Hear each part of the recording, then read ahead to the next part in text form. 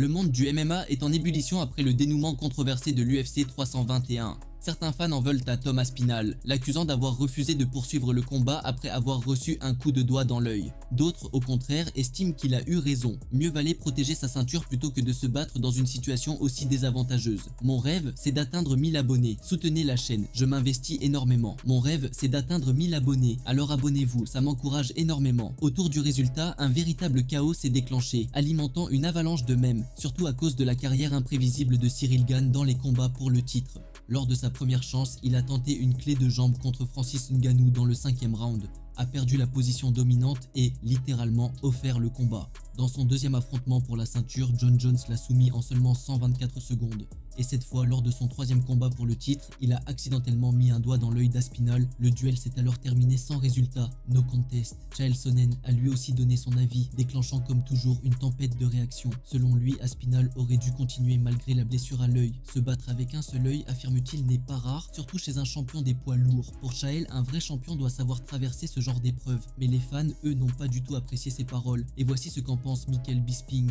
Ciryl n'avait aucune intention de partir sans livrer bataille. Il était venu pour devenir champion du monde. Il n'avait rien d'un homme effrayé, au contraire, il était concentré, sûr de lui. Franchement, il a remporté le premier round. Je crois que Tom s'est trop habitué à entrer dans la cage et à éteindre tout le monde d'un seul coup. Des types comme Sergey Pavlovich ou Curtis Blade. Et peut-être que c'est justement cela qui lui a joué un mauvais tour ce soir. Il a avancé, il a voulu imposer son rythme, mais il s'est fait contrer. Il n'a pas pu finir le combat avant la limite. Tu vois, ça arrive, on devient parfois victime de son propre succès. Le combat était vraiment équilibré, ce n'était que le premier round et il en restait encore 4 autres. Tout pouvait basculer à tout moment. Impossible de savoir comment cela se serait terminé. Mais le fait est que Tom est trop habitué à tout régler d'un seul coup de poing. Cette fois, il s'est montré trop pressé, trop agressif, comme s'il cherchait le chaos au lieu de le laisser venir naturellement. Ciryl, lui, a été splendide. Et je l'ai déjà dit, Ciryl est sans doute le seul capable d'être encore plus athlétique que Tom Aspinall. Oui, il n'est pas aussi complet ni aussi technique en tant que combattant de MMA, mais physiquement, c'est un athlète hors norme. Alexandre Volkov s'est enfin exprimé après sa victoire controversée par décision des juges contre Jailton Almeida. Un combat que le public a accueilli par des sifflets. Pendant tout le duel, Almeida a contrôlé la position au sol, se contentant de maintenir son adversaire plutôt que d'attaquer, comme s'il cherchait simplement à gagner du temps. Mais c'est Volkov qui a porté les seules frappes nettes et donné du rythme au combat, ce qui lui a valu la victoire au point. La majorité des fans ont pris le parti du russe, estimant qu'Almeida n'avait causé aucun vrai dégât et n'avait pas tenté d'améliorer activement sa position pour convaincre les juges. Volkov a admis avoir ressenti un certain soulagement lorsque Dana White a publiquement approuvé la décision des juges, tout en reconnaissant que le combat, disons-le, n'avait rien d'un spectacle. Il a aussi confié que Umar Nurmagomedov avait connu une coupure de poids extrêmement difficile avant son affrontement avec Batista et que si la préparation du possible match revanche contre Merab Dvalishvili s'avérait aussi éprouvante, cela pourrait nuire à son endurance, un facteur décisif face à un adversaire de ce calibre. Selon Volkov, il devra probablement livrer encore un combat avant de prétendre à un titre, puisque Tom Aspinall et Ciryl Gane doivent se retrouver pour leur revanche d'ici quelques mois. Voici ce qu'Alexandre a déclaré dans une interview traduite du russe. Après le combat, j'ai appris que Dana White avait été satisfait de la décision des juges de me donner la victoire. Il a dit « Tu ne peux pas gagner un combat simplement en restant allongé sur ton adversaire. » Et j'apprécie qu'il ait souligné ce point. C'est déjà une forme de soutien. Bien sûr, Dana était déçu par la situation autour du combat pour le titre, ça se voyait. Mais je suis heureux d'avoir tenu toute la distance. Il a ajouté « J'ai vu une partie du combat entre Aspinall et Gane.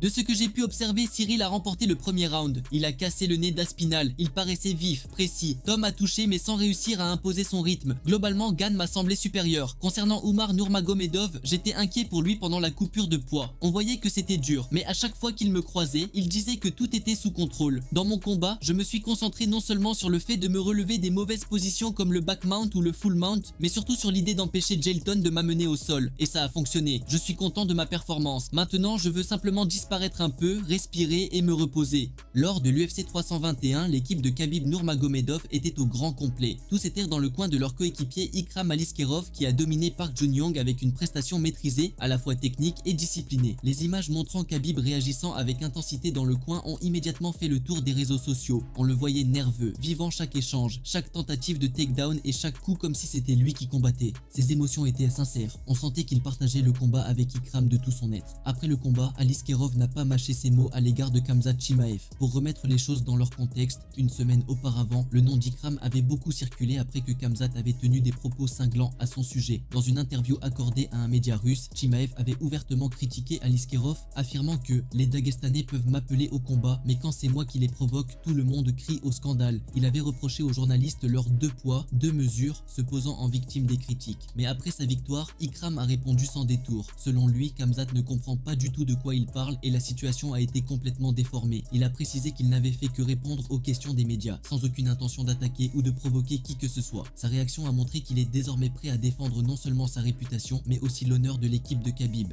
Écoute, Khamzat a complètement mal interprété toute cette histoire de revanche. Quand on m'a demandé si je voulais me battre à nouveau contre lui, j'ai tout de suite répondu non. Pour l'instant, ça ne m'intéresse pas. Sérieusement, regarde où j'en suis et où il est. Lui, c'est le champion. Dans le classement, il y a probablement une bonne dizaine, peut-être une vingtaine de gars entre nous. Pour arriver jusqu'à lui, je devrais traverser une armée entière de tueurs. Alors Khamzat, si tu penses que je te cours après, tu te trompes lourdement. Tout ce discours autour d'une revanche, pour le moment, c'est juste du vent. Quand il s'agit d'un combat pour le titre, peu importe qui se trouve en face. S'il y a une ceinture en jeu, il faut être complètement fou pour refuser. Mon opinion est simple. Si on t'offre une chance de te battre pour la ceinture et que tu dis non, alors tu n'es pas un vrai combattant. Tu n'as pas de cœur. Dans ce sport, on ne fuit pas l'opportunité de devenir roi quel que soit l'adversaire. Donc oui, je me battrai contre lui si c'était pour le titre. Mais ça ne veut pas dire que je cherche spécialement ce combat. J'aime pas trop entendre la façon dont il parle de moi. On a toujours eu de bonnes relations. Mais s'il croit que je le provoque ou que je le supplie pour un combat, je n'en sais rien. Il ne trouvera nulle part une seule phrase de moi allant dans ce sens. Tout ça a été exagéré à un point absurde et franchement, ça devient agaçant. Toute cette histoire a juste ajouté de la tension entre Khamzat et l'équipe du Daghestan. On s'attend à ce que Chimaev monte dans l'octogone contre Nassourdine Imavov en avril ou en mai, parce qu'avec le Ramadan à venir, son équipe a déjà confirmé qu'il ne combattra pas avant la fin du jeûne. Dana White a confirmé qu'il était sérieusement intéressé par l'organisation d'une revanche entre Tom Aspinall et Cyril Gane. Lors de la conférence de presse qui a suivi l'événement, il a déclaré que le second combat aurait lieu dès que possible, probablement entre janvier et février, au moment où le nouveau contrat avec Paramount entrera en vigueur. Selon le président de l'UFC, il est logique de commencer l'année avec un affrontement majeur pour le titre des poids lourds, surtout lorsqu'il s'agit d'une revanche aussi attendue, dont l'histoire reste inachevée.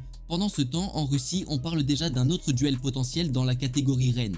Les analystes locaux estiment qu'Alexandre Volkov pourrait affronter Sergey Pavlovich avant même que la revanche entre Aspinall et Gane n'ait lieu. Volkov est aujourd'hui à un souffle de la course au titre. Il a déjà partagé la cage avec Aspinall comme avec Gane, et c'est donc exactement ce qu'exige ce niveau de compétition. Un affrontement avec Pavlovich serait une revanche à haut risque entre deux des poids lourds russes les plus redoutables, et pourrait bien désigner le prochain challenger pour la ceinture. Et maintenant, écoutons ce qu'a déclaré Dana White à propos du combat principal de l'UFC 321. Super performance, fin pourri, voilà tout ce qu'on peut en dire. Après son combat contre John Jones, beaucoup avaient déjà rayé Cyril Gane de la carte. Mais ce soir, il a été franchement impressionnant. Vous aimeriez organiser la revanche dès que Tom pourra revenir dans l'octogone? Oui, c'est un vrai casse-tête, mais quand même, oui, le plus vite possible. C'est dommage que ça se soit terminé de cette façon. Je pense qu'après ce qu'on a vu, l'intérêt pour un second affrontement ne fera qu'augmenter. Tout le monde a vu Cyril ouvrir le visage de Tom, le faire saigner, et Tom n'a pas pu continuer. Du coup, la revanche s'annonce vraiment captivante. Des nouvelles de l'état de Tom, c'est encore trop tôt pour le dire, il est en route pour l'hôpital.